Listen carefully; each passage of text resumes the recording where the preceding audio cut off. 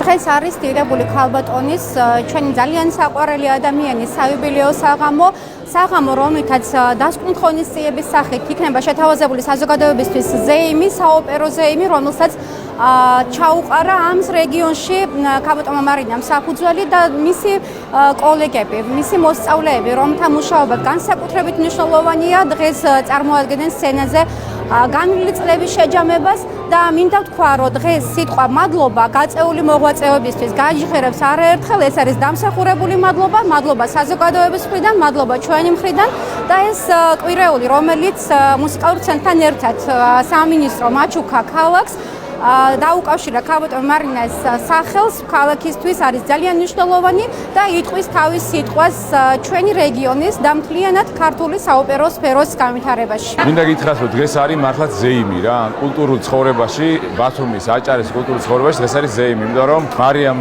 ჯახუტაშვილმა იმდენი გააკეთა, იმდენი სიკეთე, იმდენად ასე ვთქვათ მოორთო ქალაქის კლასიკური კულტურული ცხოვრება, რომ მას ნამდვილად ეკუთვნის დღევანდელი ეს ვარსკვლავი და მასთან ერთად ყველა ზეიმობს. ყველა ბათუმელი და რასაკვირველია მისი დასის წევრები და მინდა კიდევ ერთხელ მიულოცო დიდი სიყვარული.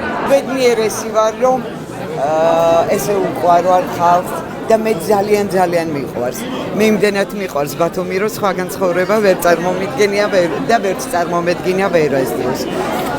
მიყვარს მთელი საქართველო. დიდი მადლობა ყველაფრისთვის, დაფასებისთვის.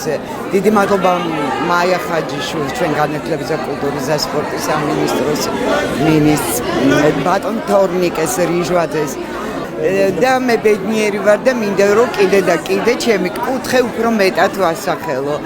მე პირობას ვზები, რომ ჩემი გაზილებისაგან ძალიან კარგ სპექტაკლებს უნდა ელოდეს ჩვენი კუთხე.